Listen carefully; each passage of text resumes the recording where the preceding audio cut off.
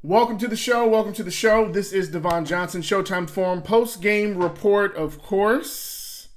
I'm excited to be here, but I am upset at what we have to talk about tonight. I am rolling solo dolo. Just want to give that out up front. I'm running solo dolo today. Chaz will not be on today. And to be honest, man, I don't want to get on today. I'm not doing anything special today. No special graphics, no special stats. This tonight is what we're going to call the family chat. This is going to be the moment where we all get a chance to talk about what happened. We're going to run through a few things. We're going to talk about the return of Rondo. We're going to talk about how horrible the offense was. We're going to talk about the fact that LeBron James and AD disappeared in the fourth again in a crucial game, and once again losing a game one during the playoffs. And then we're going to talk about all the positives for the future. That's what we're going to do. I'm just giving you all the stuff today. That's absolutely right, Anakat Mohan. It is a therapy session today. So listen, I'm going to be concentrating on comments today. I want you guys to jump in with me, but let's just talk about the facts up front. First of all, we lost 112-97, and the score really should have been out of hand more than that, just based upon how we played in the second half. The game was going back and forth for the most part in the first half, and it looked like, it looked like in the very beginning, we went on a 7-0 run in the very beginning, and it looked like we came out spry and ready to go. But I was worried. I was worried because I trust this team as a team of trends. You got to trust the trends with this team. For instance, you know that if a player is shooting bad for a slump, he'll pick it back up at some point. We don't know how long it's going to take, but at some point they'll come back up.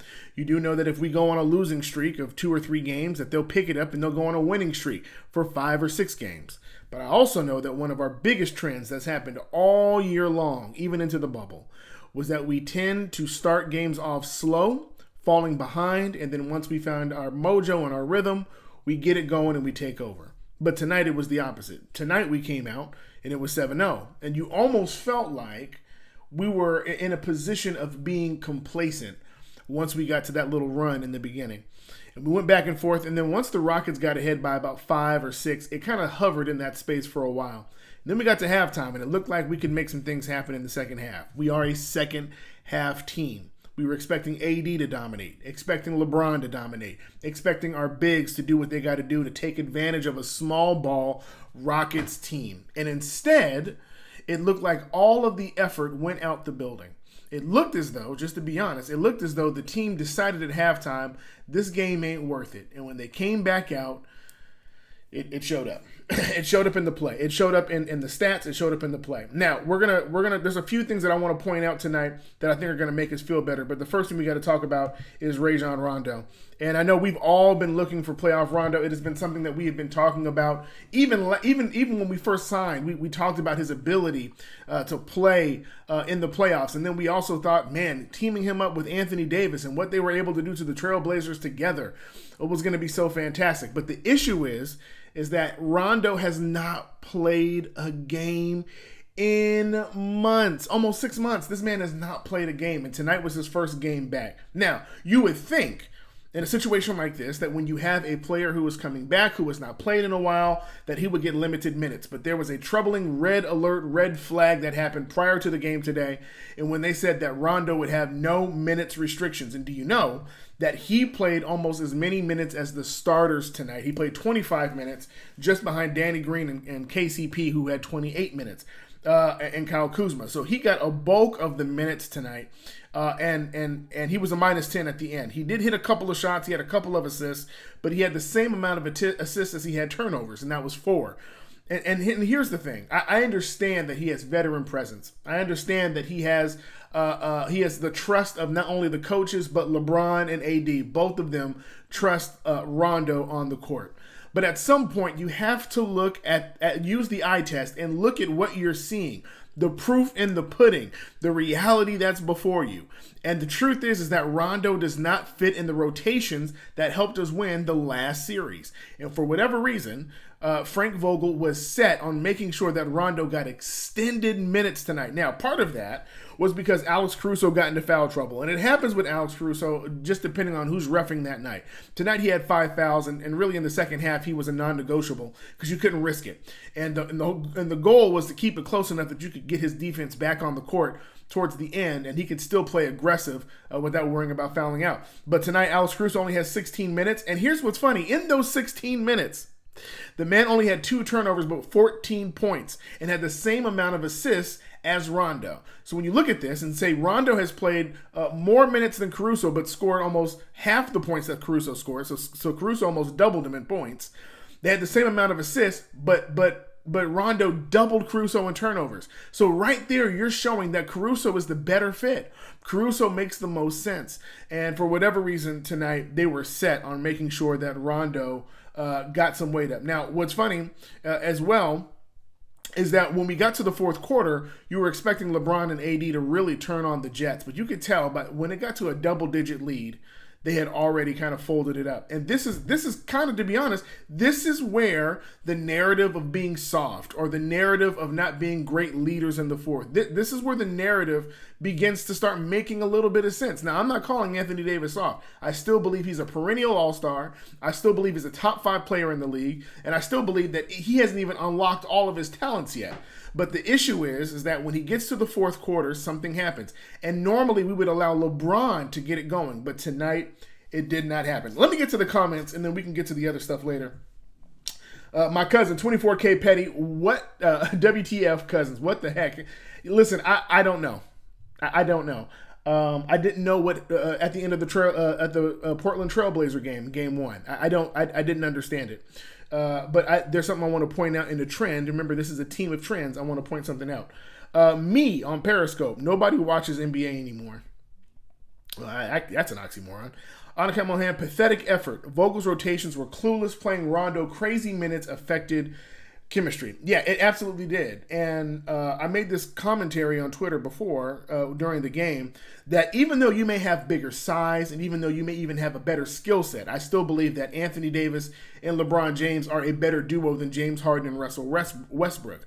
But the issue is that when you have cohesion and chemistry going, it can override the lack of skill, the lack of size, even the lack of depth if you have your rotation set right. You could have an 8-man rotation, which we saw with the Portland Trailblazers in that last game before they were eliminated. You can see an 8-man rotation put up great points because they have the cohesion and the chemistry. And with this Laker team, socially, off the court, their chemistry is insane. You hear reports about how they were staying connected to Rondo. Alex Caruso was texting Rondo while Rondo was outside the bubble trying to get rehabbed and on his way back in and getting advice. So they have a great social presence with each other. But Rondo is far better as a coach right now than he is a player. And it's not because his skill set has declined, but because he's had so many months off. And there's no way to make up for that. You can't just throw somebody in there and expect them to take off at some point and just be great. I harken back to when Kobe shot 3 air balls in a game. And what part of the reason for that was that, Kobe wasn't getting the regular run.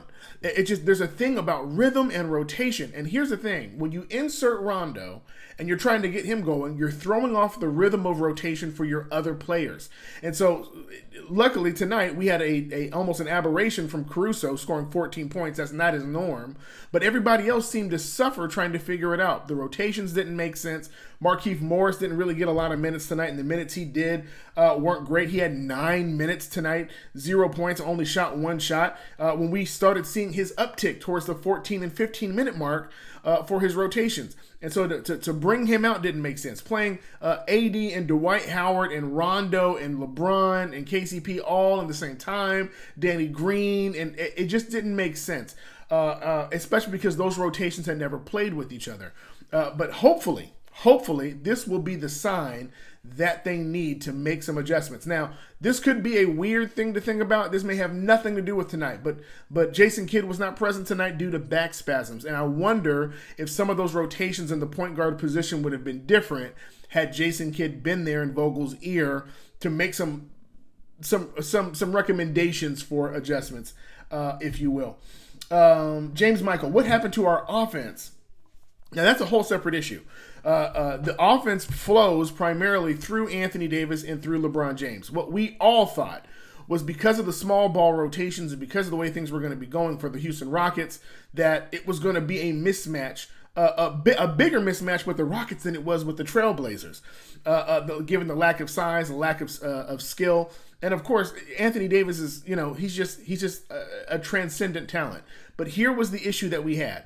The issue is that every time they tried to get the ball to Anthony Davis, before the double team even came, Anthony Davis would hold the ball and really didn't have a decision. He didn't know what he was going to do with that ball. And because you have defenders that have committed to staying on you, what that means is that even if they bring a double team, the longer you hold that ball, the harder it is to make a decision. What the Lakers have to do to get back into that offensive rhythm that they had before is know that they're going to stick you hard. So you got to have a decision. If you notice, when they pass it into Anthony Davis, nobody would cut.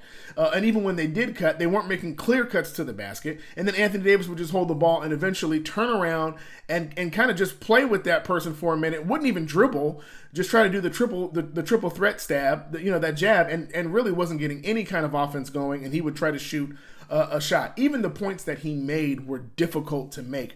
He didn't make a shot in the fourth quarter until under the 6-minute mark. And it was an accident. He was trying to get a rebound and accidentally tapped it back in and got fouled for an and one. These are the things that stall an offense when you don't make decisions. One of the things LeBron did tonight, who was great. LeBron only had 20 points, but he was very efficient, much more efficient than he normally was as far as from the field. 7 of 15 from the field. He only shot 2 of 7 from 3, but he was 7 of 15.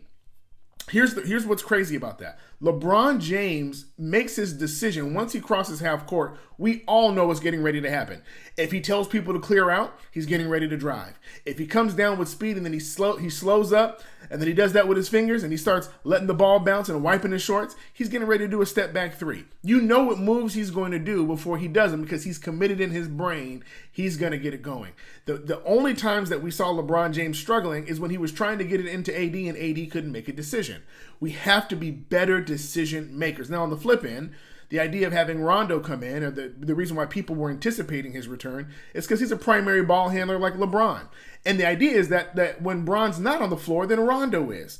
But the issue was there were a lot of moments where Rondo and Bron were on the floor at the same time. And to try to trust Rondo to try to get passes into to LeBron or try to get spacing open for people, it just wasn't happening. And I mean, the icing on the cake was towards the one of the last plays Rondo had, trying to throw in an inlet pass, throws the ball off the backboard, the side of the backboard, and it's a turnover. This is the stuff that we have never seen in the bubble. We've lost games. We've had some bad stretches in the bubble, but we've never seen that type of guard play happen from the point guard position. Not from Caruso, not from Waiters, not from Bron. It's interesting that all of a sudden in this game, the most mistakes are expounded by somebody who hasn't been playing for months. So that's something that Frank Vogel's going to have to look at. Alexander, guys. On Periscope, they need to cut Rondo in the locker room. No. They don't need to cut Rondo. They need to adjust his minutes, number one. And then number two, you don't put him in crucial situations. For whatever reason, Vogel would sub Rondo in when we were down by 2 points. That doesn't make sense. It makes no sense to do that for him. It also makes no sense to play Rondo with AD and Bron when AD and Bron need spacing.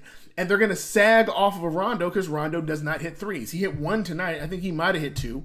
He might have hit 2 tonight. Let me see. He hit 2 threes tonight. He actually shot better than LeBron James from 3.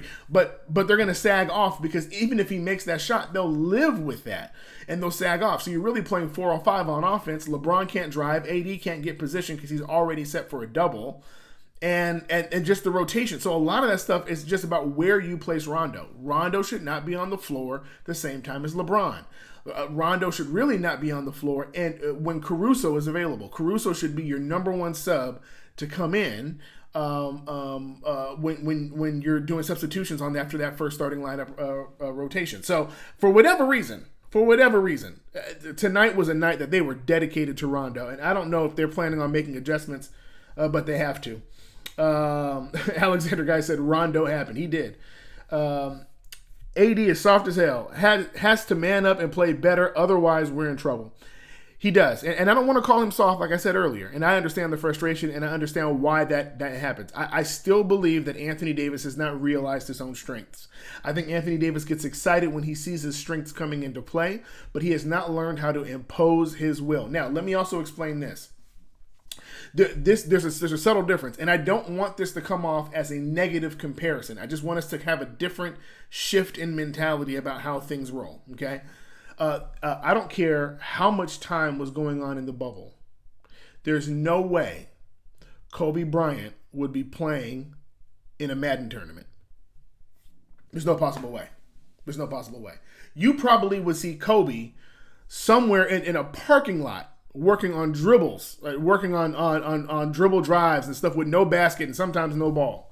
But there's no way during the downtime in those 5 days, as much as they needed rest, I'm sure, that you would have seen as much social activity happening. Now Kobe is known in the playoffs for turning off the social part. He probably still would have been active in the social activism part because that's his voice. He would have done that as well.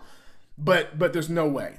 And what happens is that when you have an Anthony Davis who doesn't have that level of leadership over him, when he doesn't have somebody in practice every day telling him that he sucks and he needs to get better, when he doesn't have that, what it does is it gives this ability for him to kind of live in this passive state and go in and out of being great. Tonight, you can't go 25 points or whatever he scored. I think it was 25 points tonight. You can't score 25 points. Yeah.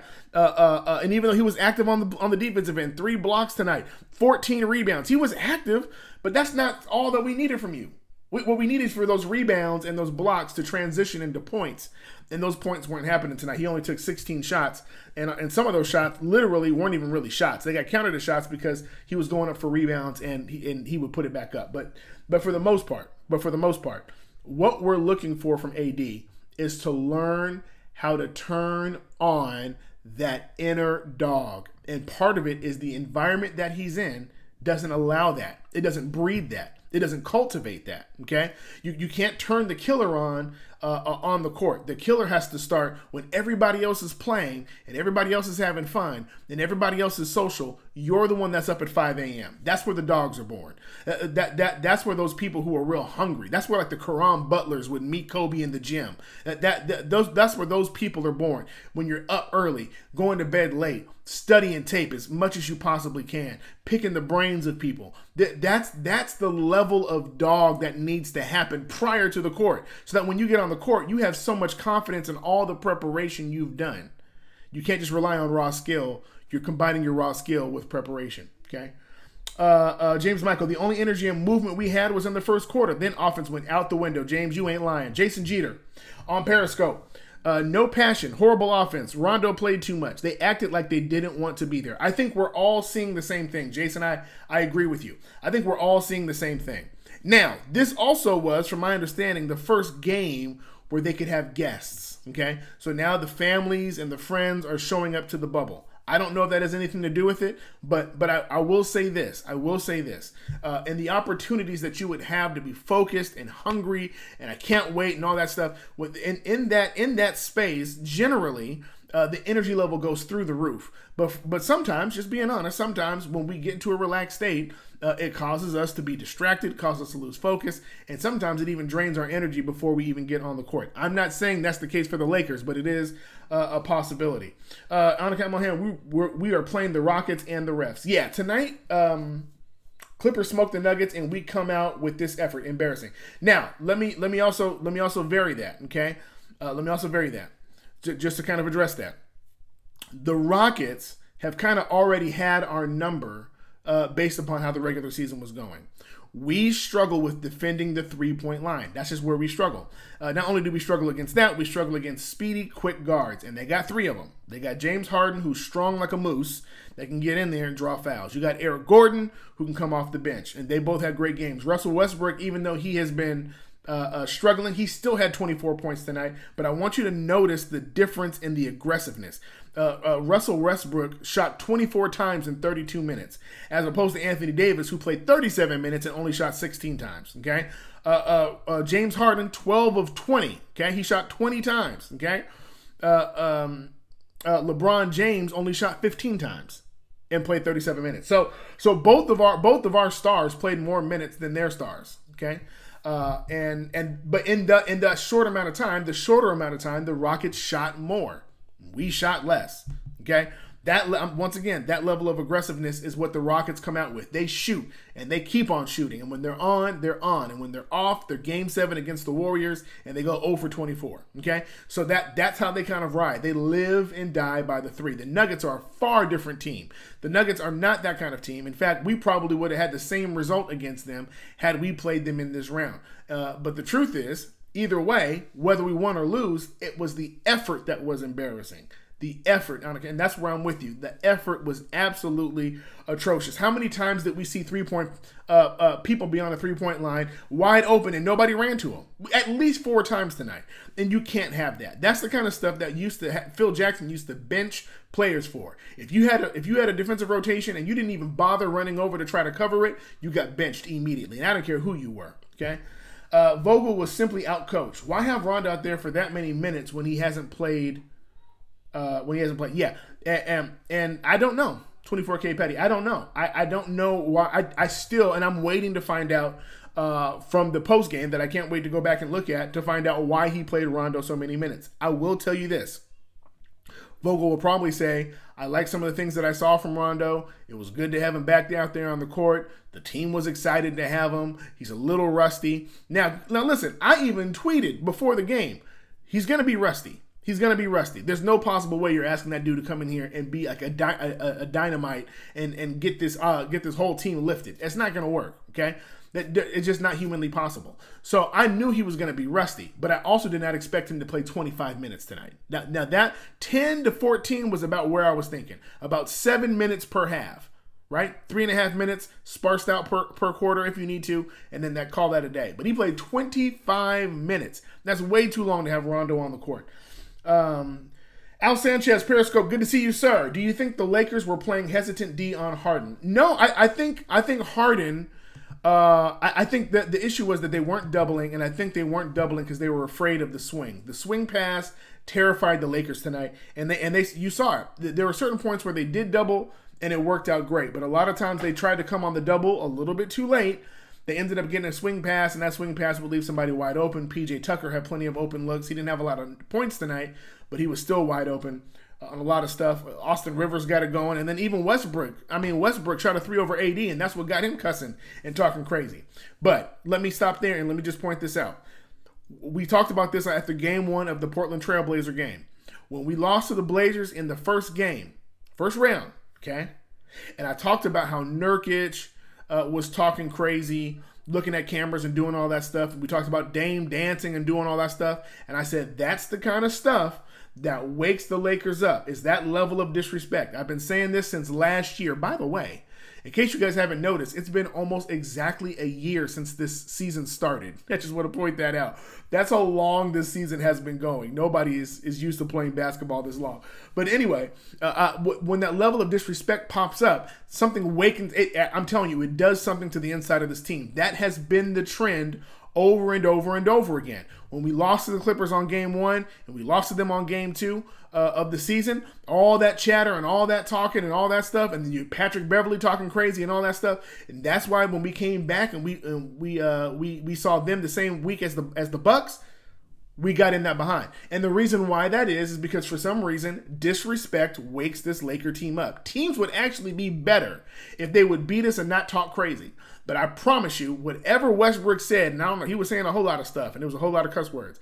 That the players heard that. Harden getting the and 1, standing over AD and staring at him, right? Staring at him. Now normally, if LeBron would have done that, it would have been a tech. If AD would have done that, it would have been a tech. If JR would have done that, it would have been a tech. But Harden got away with that. But that level of disrespect is the thing that needs to wake up the dog in these Lakers. Blake St. Clair, my boy, this is your night, Blake, so you have at it. I'm on your side. Still struggling with bench production, absolutely. Even though Caruso gave us great minutes off the bench, and once again, I did call that an aberration. You're not expecting him to get 14 points. But Kyle Kuzma only had 8 points. Dwight Howard only had 1 point. These are things that just don't make sense. And to be honest, to put Waiters in at the very end when you know you need buckets, you're going against a team that doesn't really play that great defense. I don't care what the analysts are saying. They're not that great of a defensive team. They're just overactive. And the issue is that when you have an overactive team, this is what I loved about Kobe. When they had an overactive team, he would immediately put them in foul trouble. He would utilize their aggressiveness against them by making quick decisions with his feet, quick decisions with his hands, swing through, drive to the basket. He would do whatever he could to draw contact because he knew they were going to be over aggressive. That's how he countered over aggressive defense. But tonight wasn't happening. Tonight the bench couldn't get it going because the rotations were weird. Kuzma was playing with groups that didn't make sense. Waiters didn't get into the last 5 minutes. And Caruso was having a magical game. He only played 16 minutes and had 14 points. That's how you know something was really off tonight. March and 24K Petty. March, and why didn't AD drive to the basket more, especially when Harden was guarding him? I was screaming at my screen for AD to cook Harden. I just could not get it. I don't understand how you could take someone like Nurkic and you can cook Nurkic, and then you put someone like a Harden who has nowhere near the size of Nurkic, and you can't cook him. I don't know what that is. That's a mentality issue, not a physical issue. Roderick O'Keefe from YouTube. LeBron James is way too passive. Yes, tonight he was way too well. And let me also say this: he wasn't aggressive at the right moments. He wasn't aggressive at the right moments, and tonight he really wasn't aggressive majority of the game, and it showed. Only 15 shots taken tonight. F. Rondo, D. Million, Al Sanchez on Periscope. Do you think the refs were calling it Houston's way? No, I think Houston was getting the calls because they were the more aggressive team. Simply put, you put the other team in foul trouble by being aggressive. Here's the thing: when you're aggressive on the offensive end, there's only three things that could happen. Really 4 things. And I know that sounds like a lot. Either 1, you make the shot, or 2, you miss the shot. Okay? That's the first 2. But the other 2 are, or they foul you, or you get called for an offensive foul. Based upon ratio, the closer you are to the basket, the more likely you are to score and get fouled. That's normally the ratio. But if you don't get the aggressiveness to go into the paint, and you're sitting out here on the elbow trying to make stuff, just look at how different AD was in the Portland Trailblazer series. He was aggressive on the elbow. He picked up the ball. He made decisions. He was cooking these cats. They swung the ball to him on the 3-point line. Even if someone was trying to run him off, he just lifted up over him and shot the ball and was killing him. Okay, tonight he was not doing any of that. LeBron James was really relying on his 3 more than anything tonight. LeBron James shot 7 threes tonight. Okay, he shot more threes than anybody else on the team. He shot 7. Oh, Danny Green shot 7, and they both shot the same percentage. 2 for 7. 2 for 7. We shot 28% from 3, which is not as bad. And here's what's crazy, guys: from the free throw line, we were 84%, but we only took 19 free throws. That's not going to work. As compared to Houston, who took 27 free throws. Why? Not because so much the refs were on their side, but just the Lakers were just not aggressive enough. Roger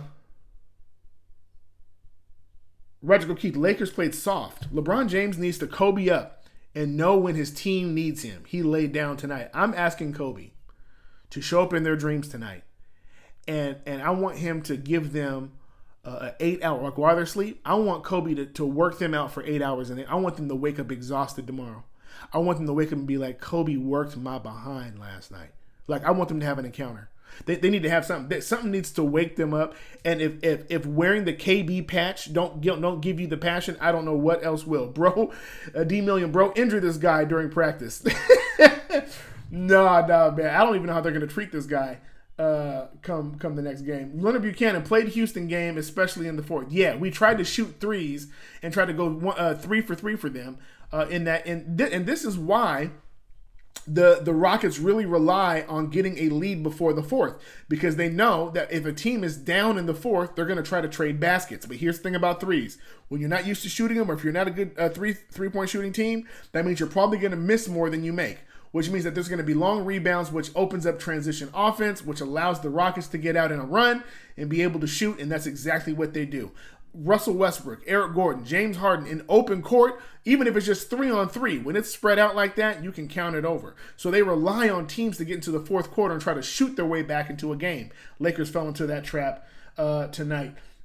D Million, I lost $1,000. Bro, I am so sorry, man. I'm going to be honest. I'm not even sure I would have put $1,000 on this game. I'll put it this way. I put $1,000 on the series. We definitely going to win this series, but not this game. McGee had butterfingers. McGee was not ready for a few passes, and it also looked like it feels like McGee is struggling with his rebounding. I'll say this. I'm not as down on him as I once was. He only played 13 minutes tonight. Okay, he only played 13 minutes tonight, had 4 points, 3 rebounds. Okay, and one of them was offensive. I'm not going to be too down on JaVale. Okay, but what I will say is that when he's in the lane and they try to feed him passes and he doesn't see them, or he sees him and he doesn't know how to get his hands around it, it's really disheartening, man. It's disheartening because it feels like you're letting go of real simple opportunities that should be guaranteed points, and we're just missing them because of our own self-inflicted wounds. Tamarino, my boy Justin on Twitch. What's up, Devon? Haven't we seen this game before? And Rajon Rondo must have a manila envelope full of dirt on Vogel. He took minutes from Caruso and Keith. No need to panic. We've obviously been here before, but sheesh, tonight was really frustrating.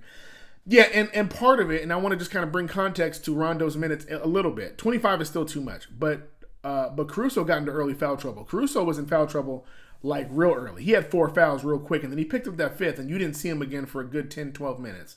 So a lot of those minutes went to Rondo. Here's what I would have said. I would have said just eliminate it, put 80 at the 5, and then you could run with the rotation of Braun, KCP, Kuzma, Green. Give them the shooters. You can surround them with the shooters, put 80 at the 5, and you can go to work. But for whatever reason, they decided to keep running with these huge rotations, long lineups, and a lack of shooters. And it showed. When Caruso becomes your most consistent shooter in the game and he only played half of the minutes as everybody else, then you know that your rotations were completely off. And yes, we have been here before. And listen, Chaz called me tonight and he was like, "Are you panicking?" And I said, "Man, I don't know how I feel right now. I don't know how I feel. But I know one thing. I'm not worried about the series. What I'm worried about is their effort. I'm not worried about the series, though. Kuz is just awful on offense. Gives nothing. No. And once again, Kuz is not awful. Kuz has been, up until this game, has been one of our more consistent people on offense. The issue is Rondo wasn't in the game.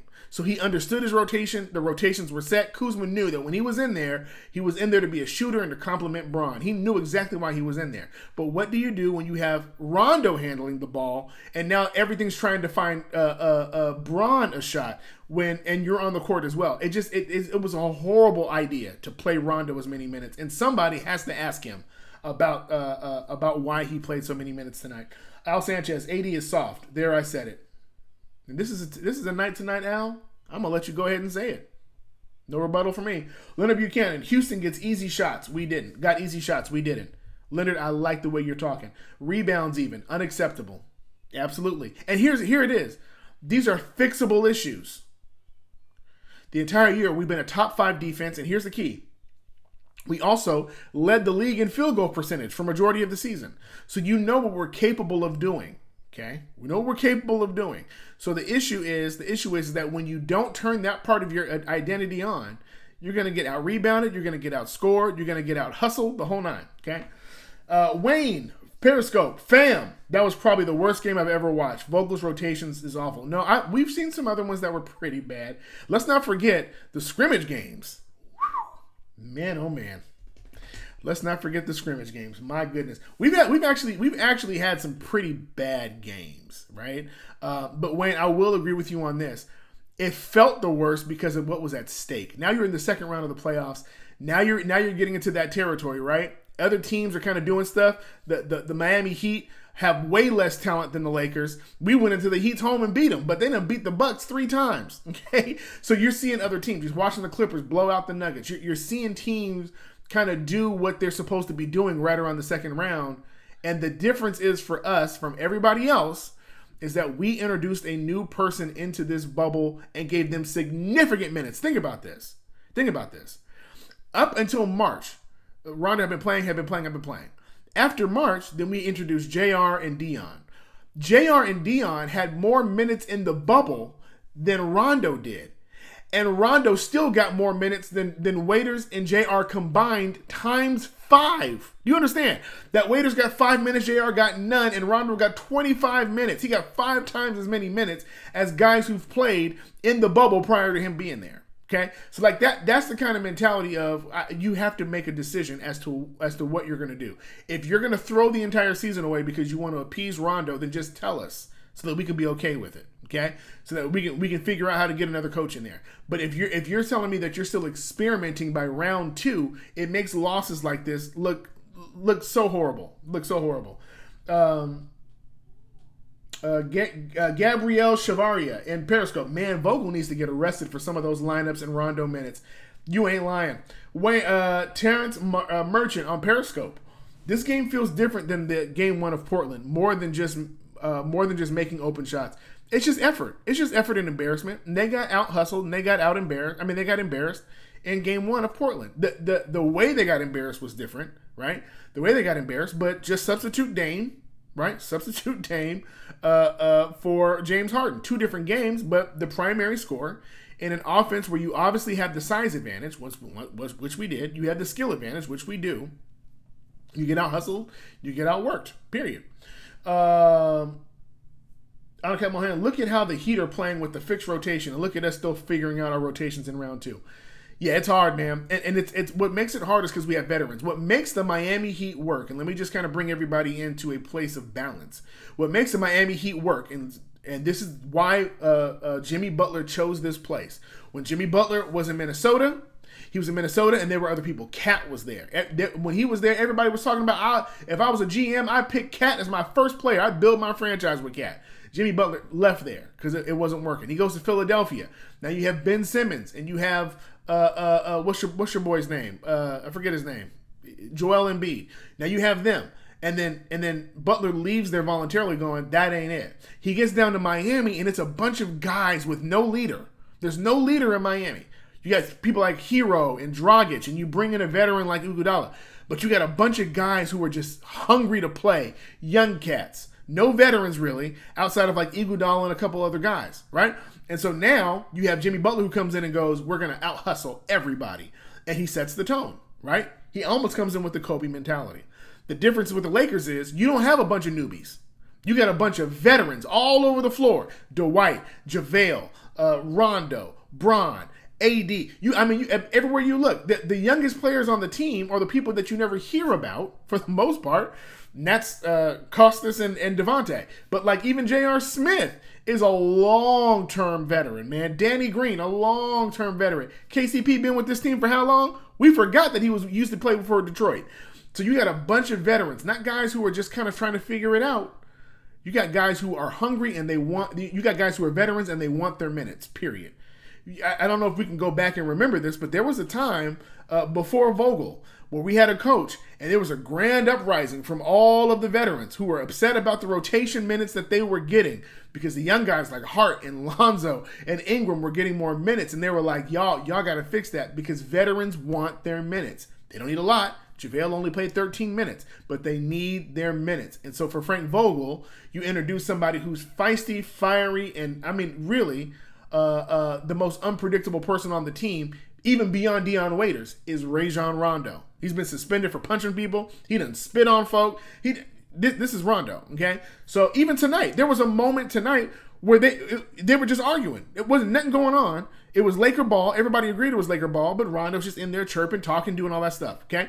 You're introducing that dude into a system that had really settled into itself. That really had won 4 games in a row against the hottest team in the bubble on the Portland Trailblazers. So the variable is no other team is introducing a veteran who is like, I want my minutes. You're introducing that into the rotation, and now it's messing everything up. It almost would have been better, just being honest, had Rondo not returned now. If he would have returned earlier, would have been great. Obviously, that couldn't have happened. But now you're at a crucial point, and you're introducing and injecting somebody into your rotation who is not ready for it.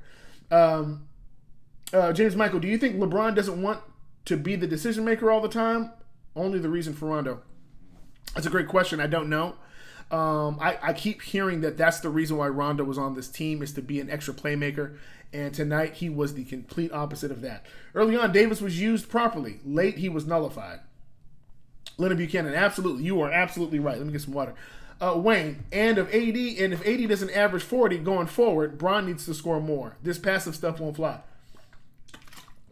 You ain't lying. Terrence Merchant, Rondo, skills? Nah. And listen, Rondo actually, at full throttle, Rondo actually does have some great passing ability, okay? I mean, that's kind of what he's built his career off of, is his ability to make great decisions on the court. But that only works when you've played with the team. The reason why he was able to sweep the Blazers with AD and Boogie, really Boogie was out by then because he hurt himself, was because he had played the entire season with the team. But you cannot take 4 to 5 months off. And then, you know what this was for him? This was his scrimmage game. The issue was he had scrimmage level skill set and even endurance and stamina in a time that we're in the second round of the playoffs and we should be beating the Houston Rockets. I hope everybody knows that we were actually favored to win this game in the Vegas odds. So somebody, I know somebody lost $1,000, but somebody made a whole lot of money tonight. Michael Ross, Rondo took his minutes, absolutely. Al Sanchez, did LeBron even score in the fourth? I don't know, but I know that by the time AD scored, it was like less than 6, and AD was the first of the 2 to score.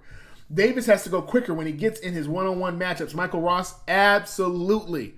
Absolutely. Need to print that on a t-shirt. Leonard Buchanan, Harden was sitting when they took over. Exactly, and that was the most disheartening part. Was that run that they went on, the 15 or 17-point run, Harden wasn't even on the floor. And Westbrook was on the floor, and he's been horrible. But all of a sudden, he jumps in there, and he's doing all the stuff that Harden does. Kyle Davis, my brother, that's been a problem with AD, absolutely. I really wish. This is one of those times where I wish Kobe could get on the phone and start cursing folk out, man. And y'all know I don't even like cussing, but I wish somebody would get in there behind, because Vogel ain't going to do it. Kid ain't going to do it. Bron ain't gonna do it. You need a blast from the past to give a phone call. I don't know. You know Magic ain't gonna do it. Maybe James Worthy or Robert Horry or somebody. Blake Sinclair, LeBron and AD need to keep the motion and not be stagnant when they are passing off of each other. I agree 1,000%. Vladimir Felix on Periscope. Rondo playing after being off 6 months is ridiculous. He's a liability. Absolutely. Absolutely. Michael Ross, AD has to make quicker decisions. Offense is stagnant. Houston exposes our weakness. Our weakness tonight was Rondo. Wayne, there was no Mamba mentality whatsoever tonight. I don't know what that was. It was the exact opposite. It was I don't even know what you want to call it. It was possum mentality. Here's the part that frustrates me, and I'm sure it frustrated everybody else. It wasn't the fact that we lost. We could deal with the loss. That is not the issue with Laker fans. We are not, listen, we watched Kobe lose in Boston. We didn't think anything less of that man because we knew he gave everything he had in that city. And we also knew that after that loss, that man was going to come back and avenge himself, and he did that. The issue that we have with tonight is we're not sure what's going to happen with this team tomorrow. We know that we're used to people getting beat and coming out and being on fire. But the issue that we have with our losses is that it's always a loss because we had no effort. We had no effort. That was the issue. We had no effort. And that cannot happen. Not at this stage of the game. The championship is literally a round or two away from you. And I mean, like the whole season, all since last year, 2019, it's all been about this moment. This is not the time to take your foot off the gas. Orlando is not an excuse. Lack of family is not an excuse. Court time is not an excuse. Not at this stage in the game because everybody's playing by the same thing. Travel ain't an excuse because you ain't traveling. Home court, home away, all that stuff. None of that stuff matters. This is all about effort, execution, and, of course, coaching. Kyle Davis, Rondo. Showtime Forum, Danny Green was a -3, KCP a -4, and Kuz a -21. Yeah. Kyle Davis says to cut his minutes. That's what I'm hoping they'll do. But let's be honest, guys. Do we really think they're going to cut those minutes? That's the frustrating part. Tiago MB on Periscope. Waiters should have entered earlier. He absolutely should have. He's a scorer who creates his own shot. He does. Let me tell you what the issue is. And today it wasn't even about defense. Tonight wasn't about defense. I think the issue is that when you're trying to get people going, Dion is a ball stopper. He's a playmaker, but he's primarily a ball stopper. Even when he was in for those 5 minutes, he threw up a shot that barely even hit the backboard, right? Because he's gonna shoot. Shoot or shoot. That's what's gonna happen. I wish I could take Dion's aggressiveness and throw it into AD, because AD would be a monster if he had that aggressiveness. Al Sanchez, play Waiters over Rondo. Listen, at this point, I'm not against it. Play Caruso over all of them. I'm just gonna say that. KCP back to not making shots. Al Sanchez. Danny Green's also back to not making shots. But we know that we trust the team of trends. Down and up. Down and up. Down and up. For instance, you know that Alex Caruso will give you a 10 to 14 point game once every 30 or 40 games. Maybe, right? So we know that what we saw tonight, he's not scoring 14 points tomorrow. We know that. We also know that LeBron and AD are not scoring 20 and 25 points tomorrow. They're gonna go ham tomorrow. The question is it gonna be enough to win the game? That's gonna be the question. But they're not coming out passive tomorrow. James Michael, we did not trust our closeouts for some reason. Some didn't even try. Just a bad example. Horrible effort. And I hope they see themselves on film when they get embarrassed, because social media is about to roast them Lakers something tough. We about to roast them, but just make sure that you throw some spirit bombs their way. Kyle Davis, let's see what adjustments Vogel and the staff make. Playoff basketball is all about adjustments. It absolutely is. And I'm gonna be honest, guys. I'm gonna be honest. I don't trust D'Antoni. I don't trust D'Antoni because D'Antoni doesn't make adjustments. That means that this is the perfect time for the Lakers to make an adjustment and come out the next game and counteract whatever it is that the Houston Rockets have been doing, because their game plan is never going to change. It's been the same thing since D'Antoni got there. The Lakers need to wake up and realize that once they get the aggressiveness going and make their adjustments, they can win this series and have it done in the next 4 games. But they got to make a decision up in their mind. Anakat Mohan, Rondo tribute night. Laugh out loud. Absolutely. Blake Sinclair, against a small ball team, Lakers need to be so much hungrier for every possession.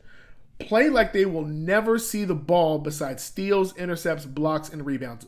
Fight every play like it's the last. Blake, this is what I'm saying. That this right now is the comment of the night, because the idea is this: you need to play like you are the underdog. You need to play like you are in a game 7 and you're about to go home. That needs to be every possession in the playoffs. There is no days off, no minutes off. You don't have an opportunity to look at a 3-point shooter on the perimeter and just watch them shoot the ball because you don't feel like running. You don't have that opportunity. You don't have that opportunity. Not in the playoffs. Not with the salaries y'all making. Oh, no. Not with the salaries y'all making. If we are going to, if we're going to win a championship, it's going to be more about our effort than it is about anything else with this team. And for that to be the biggest weakness this far into the game is complacency. Kyle Davis, nope. Yeah, Grant LA, Rondo doing way too much. Agree, Grant. Leonard Buchanan, every time we got within 3, Houston stretched it out all night. And you want to know why, Leonard? Because every time we got within 3, they put Rondo back in. Kyle Davis, AD is extremely gifted, but doesn't have that dog in him. Listen, I believe the dog is in him, but the dog is asleep. And I keep saying this, man, like, he needs to be mentored by somebody who will get in that behind. Caron Butler talked about how much it helped him when Kobe did it. Trevor Ariza talked about it. And the thing about people like Dwight Howard, right? Look at how different Dwight is right now. Dwight is he's a straight goon, and I love it. He gets in there, and you can't do anything to move him off the block, but he can do whatever he wants to you, and he'll take up all the fouls he wants. He is a goon on the inside. And that's the mentality. Now, when he was with the Lakers, he talked about this. Kobe called this dude soft, right? He said, this dude, he ain't got it. He ain't got it. But when Dwight got to our team, he had no team that wanted him. He had been cut by like his 32nd team, and he had no money. And he came in, he says, give me a chance. Non-guaranteed contract, I promise I'll show up. And that dog showed up in him, and what you've seen this season is the Dwight that we all celebrate, okay?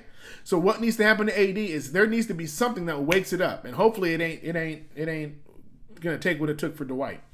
Blake Sinclair, AD also needs to learn how to dominate down low, even when he isn't getting foul calls and free throws. Less finesse and more bully ball. Because I sure remember him this last series snatching the ball away from somebody inside the paint, putting it back up for an N1 dunk, and then yelling in their face. What happened to that? Where did that man go? Put the APB out for whatever Anthony Davis was in that Blazers series, because he sure enough had a whole lot of dog in him in that. But all of a sudden, it feels like when he's losing, it doesn't come out. Which Houston could be vulnerable to? Absolutely. Grand LA, why is Rondo controlling the game and ball in the fourth? It needs to be LeBron and shooters. Yeah. Our centers need to catch the ball deeper in the post. Our big guys played weak. Yeah, absolutely. Adrian on Periscope, we're going to wear those city jerseys on Sunday. And listen, if we got to wear the Black Mamba jerseys just to turn the Mamba mentality on every time, then just let that be the jersey. Make a white version of it or a purple version of it and make a black version. I don't know. Just whatever you got to do. Do the Mamba City Edition jerseys and just wear them all the time if that's what you need to put your foot on the gas. Jason Jeter, what positives can we look forward to for Game 2, Devon? I love this question. 3 things. The first thing you're going to look forward to is that LeBron is going to come out far more aggressive, and I believe AD will as well. That's the first thing. Number 2, I believe they're going to do the same thing they did when they had the Portland Trailblazer loss in the Game 1. I think they're going to take a day, realize that they're back in it. We're back in this thing again, okay? Because this similar thing happened with the Trailblazers. They had to wait a long time, and they finally got a chance to play, and the other team came in and they beat them. Okay, so the same thing happened now. We had 5 days or whatever days off, and then Houston comes in and they beat us. So I believe that based upon the trend, they're going to come out hungrier and more aggressive. That's the first thing. The second thing is that I truly believe that if Alex Caruso wasn't in foul trouble, he would have taken some of those minutes from Rondo.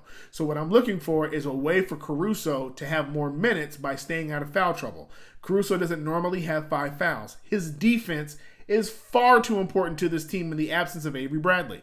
So I believe that Vogel knows that, he sees that, and especially after tonight, when if Caruso can hit at least a couple of his shots, he ain't got to score 14, but if he can just hit 1 3 from the corner and a couple of drives to the basket, it makes him far more valuable than Rondo. So there's no way you can look past that. There's no way you can ignore that. But tonight, Vogel had escape. He had an escape tonight because Caruso was in foul trouble. So you can't play Caruso in the third quarter with 5 fouls. It's too detrimental in a tight game. So I believe one of the positives is you're going to see more Caruso than you will with Rondo. The third thing that I'm super excited about is now that the families are here, they can finally get settled in. And this is one thing that we all know about our families. While, everybody else, you can mess up and screw up. You can get fired from your job. You can get a ticket in court. You can go to jail, all that stuff.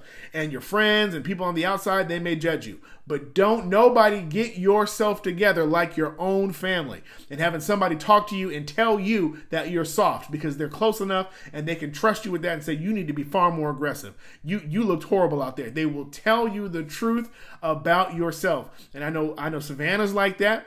I know the girl that Kuzma is dating. She's like that. If you ever follow her social media, like when you have people in your corner that know you, they will wake you up. And I think this is the first night that they're going to have somebody who's going to be able to say, you don't need to go play video games today. You don't need to be doing that. Did you see your game? Like you were really bad. You really bad. Like Kuzma, you scored 8 points, sweetheart. This is the time to be playing Madden right now. You want to play Call of Duty right now, AD? Now, I don't think AD has anybody out here, but I do believe that there's going to be a waking up of the family. Michael Ross, they're shooters. We're not. We can't play Rockets from behind. Freeze them up. Yeah, absolutely. Michael Ross, Dion Waiters. Shot creator, shot maker. Yep. Granola, even on rebounds, can't happen. Rebounds is the thing that we should be dominating in just based upon our size. But look at the rebound totals. The Rockets had 41 rebounds, and we had 41 rebounds. How is it possible that we have far more bigs, but they tie us in rebounds? How is that possible? And to be honest with you, majority of our rebounds really came from Anthony Davis, if we're being honest. But for whatever reason, they got us. And here's what's even crazier. We had 10 offensive rebounds to their 4, and we still got blown. So that means that even when we were getting the rebounds on those putbacks, we weren't putting them back up. So what is happening with the bigs that you're able to pull down the ball on an offensive rebound and still not score? That's a mentality issue. So we got to assume Lakers going to lose game 1 of every series. I don't want to assume that, but also, like I said earlier, when the Lakers came out 7-0 run, I knew that there was a problem because that's not our normal trend. That's not our normal trend. In fact, normally when we come out with a huge lead, it's rare that we actually keep that lead the entire game. That's actually not our norm. Our norm normally is play from behind, and then we come back in spectacular fashion, make an adjustment in the halftime, and then by the third quarter, and I've said this even on the last series, I said in the third quarter we're going to make our adjustment. We make our adjustment third quarter, then we normally take off. But when you come out on a 7-0 run, something was wrong to me because that's not our trend. So I don't want to say expect it, but I will say I feel more comfortable knowing that we've been here before. I'll say that. Is Gordon different from Dame and CJ? Kuz got cooked in the fourth, which started the run. Yeah, they were talking about this, man. Like, Eric Gordon was almost on the Olympic team. So you got to remember, like, Eric Gordon has had a history. The issue that he's always had is that he's had the same Kuzma effect. He can be super great for a stretch and then be gone for a stretch. And so if he gets it cooking, you can do whatever you want. But once he gets it cooking, he's going. Okay, he's going at it. Westbrook seems to be what CJ is right now. He's capable of doing far more. And I promise you, if Harden wasn't on the court, just like when Dame went home and CJ was running the point, if Westbrook was running it by himself, he probably would be far more efficient. But for whatever reason, it really feels like Harden and Gordon are really carrying a lot of the offensive scoring for the starting lineup and for the subs. I know getting family is good, but do you think it could be a distraction as well? Could be. Blake Sinclair said, I don't think I have anything left to say about Kuzma. Hey, man, tonight's the night to say it, bro. I'm with you, though. Kyle Davis, Waiters needs more minutes. Yeah, man. You know what I'm going to do? I'm going to, but let me look at it if I can do it the next game. I'm going to pull up some Waiters highlights and lowlights just so that we have balance because he is a scorer and he's a dog. But he's also been released from teams and he also was looking for a home when we found him. Okay, he wasn't like people were begging to get him off the block. And the reason why is because the same thing that we love about him, his confidence, his aggressiveness, is also the one thing that can cost you a game. It's one thing that can cost you a game. And so, we have to figure out what we're going to do with Waiters and how do we get him into a game where it matters. Leonard Buchanan, their defense is good because Harden lives at the line, eliminates breaks. Absolutely. Adrian, sucks that we don't have a Kobe on our team. We don't. But I will say this. LeBron James ain't no slouch now. Let me just make sure I don't ever disrespect the guy that we are excited about because we still have the best duo in the league. This is what's frustrating. We have the best duo in the league. And I think I understand what you're saying, Adrian, by the Kobe part. We're talking about the mentality, not so much the talent. And you're right about that. Blake Sinclair, how quiet Dwight is becoming is really worrying. The defensive presence he brings when he can be out there is needed to keep players having a second thought about driving that lane. Blake, this is what I'm talking about. That's what I'm talking about. I'm talking about that goon. Like, you need that, man. Like you need that dude to come in. And listen, here's the thing. Like, Dwight knows he's in there to create fouls. He knows that. He knows he's in there. If you're going to come into the hole, it's going to hurt. It's going to hurt. And here's the thing. On the offensive side, if you're going to try to go for a rebound and try to box him out, he's going to hurt you. How many plays have we seen where Dwight almost destroys the other person, gets called for a foul, and he's like, what did I do? You know what you did, Dwight. You strong-armed the dude and almost threw his head off. Did Rockets make adjustments after JaVale guarded Russ? That was one thing that worked for us. I don't know. The Rockets are not really an adjustment team. D'Antoni's never been known for adjustments. He's kind of basically with the same philosophy: get up the court, shoot fast, and shoot threes. Because percentage-wise, they're going to shoot more. They're going to, if you make more, or if you make a percentage of your threes, no matter what they do with twos, you're going to outscore them by simple math. So I don't think it was so much adjustments for them. I think we just weren't settled in what we were going to do. Blake Sinclair, and allows players to play closer to the man on the perimeter defensively. Yeah. Ankat Mohan, how can Rondo be suspended? Listen, guys, he's just getting back in. Kobe worked my behind last night. Someone is going to clip that. Oh, I'm sorry. Yeah, it didn't sound right. Yeah. Davis has 0% killer instinct. I wouldn't say that. I wouldn't say 0%. I think something has to activate it. You don't put up 50 points and not have a killer in you. That's not easy. Like, that's not, I think we forget. Like, this is not 2K. This is real life. And he put up 40-something points. Like, you can do it, but the issue is that something needs to come out. And Juan, this is where I'll agree with you on the instinct part. There's a killer in there, but you need to have something that wakes that up. You need to smell blood and know. Like, when you look down and you get the ball on the block and you see James Harden guarding you, you should be smiling every single time you touch the rock. Like, this is who's guarding me? Disrespectful. And to be honest, if that's not a sign of disrespect to you, they're going to put their best player on you. And they want him to guard you. Not LeBron. They want him to guard you. You're taller than him. You weigh more than him. You got better post moves than him. And they want him to guard you. That should be barbecue chicken for you. Remember when I said that Caruso and his shooting would be important in this series? Mario, I don't remember, but it's a good point. When Rondo was in, he should guard Harden. When Rondo was in, Rondo can't stay in front of anybody. And he showed that tonight. And I don't know what was going on with his shoes, but that dude, in the first 10 minutes of him playing, he was all over the floor. Almost pulled his groin trying to stop at one point. I mean, he was all over the place. Mario Goodman, he's getting left open. Inconsistent shooting will be the reason this series will go 6 to 7 games. It should be 5. Kyle Davis, yeah. I'm going to be honest. I thought it was going to be 5 until yesterday. And then I thought about it and I was like, this is probably going to go 6 or 7 because the Rockets came to play. And if this would have been the Rockets without Russ, I would have said, yeah, 5. But Russ is crazy. And he believes. Like, he believes. He'll keep shooting even if he goes 2 for 46. He'll keep shooting. And that level of mentality, that's what the Rockets have missed for years, is that real crazy dog. And he's one of them. So I think they're gonna push it. If we got to an elimination game, let's just assume we won the next 3 games, right? And it got to that game 5, I don't think we would win that game 5. I really don't. I think Westbrook would go nuts, and then we probably would win game 6 or 7. Why Chaz never here after losses? Your front runner, the sports beard. No, Chaz had another engagement band this weekend. He had to go out of town, so we talked. We definitely talked. Blake Sinclair, if you can only score in limited scenarios, you can't be called a good, consistent scorer, which is what Kuzma has been needed to do. I can agree with that. I can't stand the announcers, Al Sanchez, Mark Jackson, and is it Van Gundy? I can't remember who the other guy is. The announcers have been all over the place. To be honest, my favorite people is really the TNT folks during the halftime and post game stuff. I love them. But listen, I mean, the announcers don't really bother me because I'm not paying attention. I'm screaming and talking more than the announcers, so I hardly ever hear what they're saying. Showtime Forum, AD is inconsistently aggressive. That's the perfect way to put it.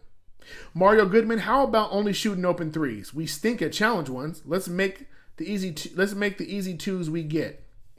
Mario, I'm with you. I'm worried that Houston has our number just like the Heat have the Bucks number. I'll say yes and no. And let me tell you why. The Heat have the Bucks number because they got Jimmy Butler, who's a dog, right?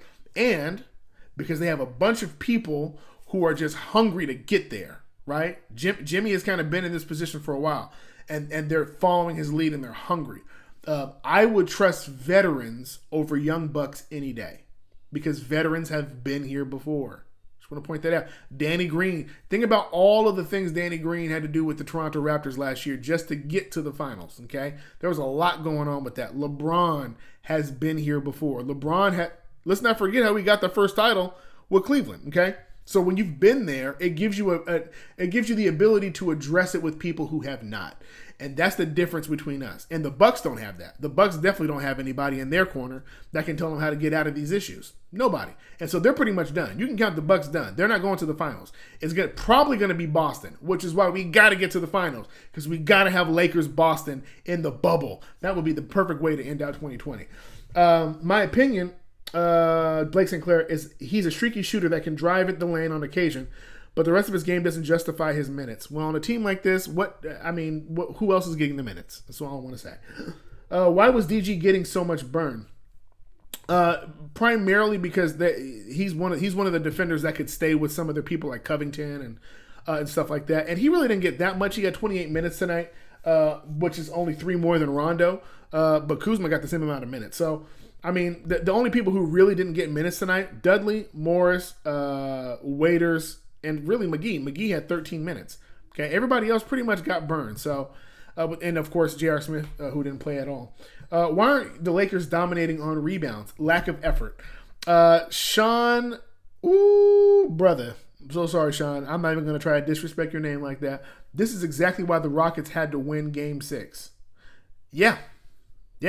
Tam Marino, remember when Powell was soft against the green team on the East Coast that wasn't undersized and still played extremely physical basketball? Powell found a way to raise his level of intensity and physical play. Yes, put on his big boy pants. Maybe he should just dig deep maybe he just dug deep and did it on his own. Maybe Kobe drew something out for him. LeBron may need to draw something out similar out of AD. Yes, Justin, that's a very good point because it was in the media about Powell being soft, and whatever happened, Powell turned into. One of his most famous replays is him screaming after that and one being fed by Kobe going to the rim. And there is an ability. That's what I want you guys to know. There's an ability to turn that on. We've been spoiled in a sense because we never saw who turned it on for Kobe. We don't know who turned it on for Kobe. But for 20 years, even when that dude was sitting the bench, that dude, we knew that was our alpha. We didn't have to worry about an alpha for that. That's a long time to never worry about an alpha. Even when we were having losing seasons, up to the year he retired, we knew who the alpha was. We knew we had the dog on the court, period. His last game, he showed it. The man went for 60 plus. So the idea is that we are used to people being self-starters. But the truth is that he's an anomaly. There's always somebody who unlocks it. What we didn't know until afterwards is that MJ was the one who was unlocking that for Kobe. MJ was the one who was doing that. But there's got to be somebody who unlocks the dog. Kobe did it for Powell. He did it for Andrew Bynum, right? Because Andrew Bynum became one of them. He did it for Trevor Ariza. They're out there. They're in there. You just got to get them from. You got to transition from dormant to active, and you got to get that dog to wake up on some level. No dogs on this team. Kyle Davis. James Michael, Rondo looked rusty, but he tried out there, got more minutes with AC foul trouble, and Keith lacked energy. Yeah, Keith, our bigs, this is the problem. When you have bigs, it helps you in the half-court offense. But if you're not aggressive in the half-court offense, what ends up happening is that they get out on transitions and they run your bigs ragged. They run your bigs ragged. Let me keep going, and I got to get out of here.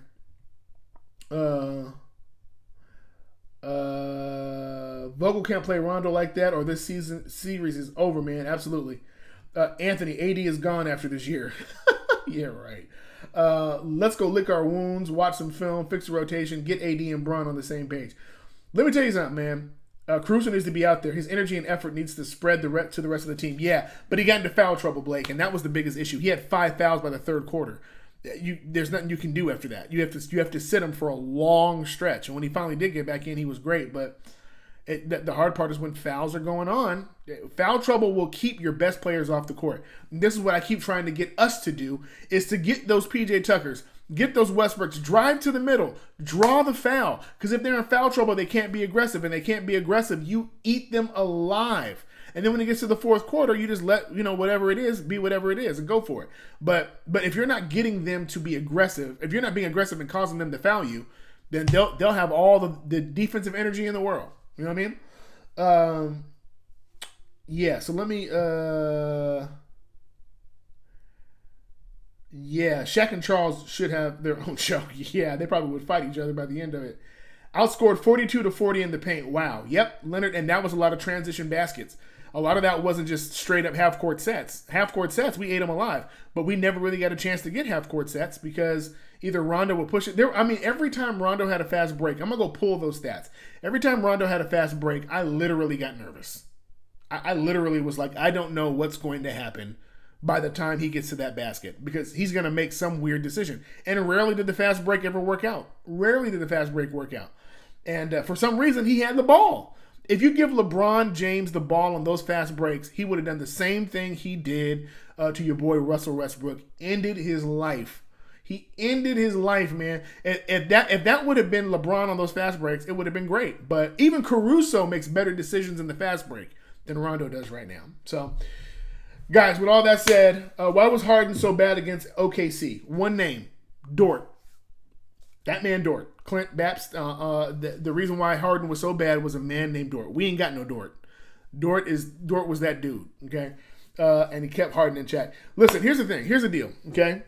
We're not going to be excited about this. We're not going to be good with this, and it's not going to sit well tonight. We're going to turn on. Matter of fact, there's no TV tomorrow, right? Yeah. So we don't have to worry about Skip and Shannon and all that tomorrow. So we'll be good on that. But here's the thing. We're gonna lose games between now and the finals. Okay.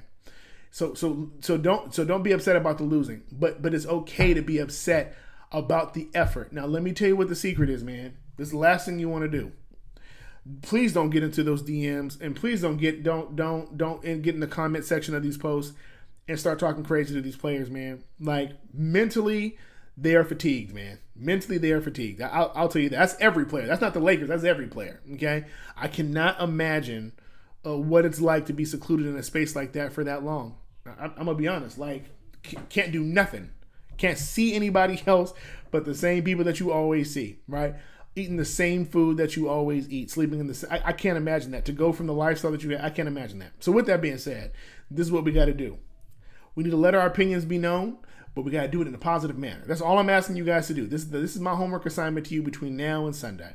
All I'm asking you to do is hop into DMs and tell them, I know you can do better. That's the kind of stuff. Like AD, you got that dog in you, man. Wake it up. Like you need to start talking to them and reminding them who they are, get their identity issues back in check.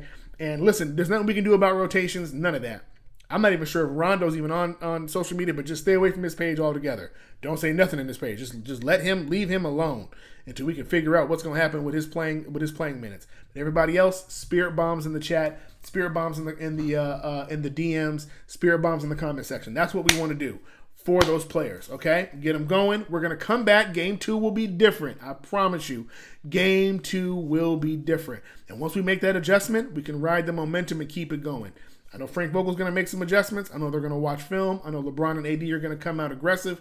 And I believe the Rockets did the ultimate disrespect by staring at AD and standing over him. And then Russ talking real crazy after making a shot over AD. If those two things don't wake AD up, then I think we've already seen enough of what we need to see. So, with that being said, guys, I appreciate it. Y'all hung with me for a long time tonight, 1 hour and 10 minutes. And I should probably stay clear of Kuzma socials. Blake Sinclair. Absolutely, man. Hey, Blake, do what you got to do, bro. Don't kill my man tonight. Don't kill my man. Anyway, I appreciate you guys, man. You guys are the greatest fan base on earth. Don't ever forget that. I hope you guys have been doing good during this quarantine and all that other stuff, man. Adjusting to going back to school for some of you parents and the whole nine. But it is the freaking weekend, Labor Day weekend. Sunday we're getting a win. We walking in to Monday doing the worthy clap, man. So I appreciate y'all. Y'all have a great night.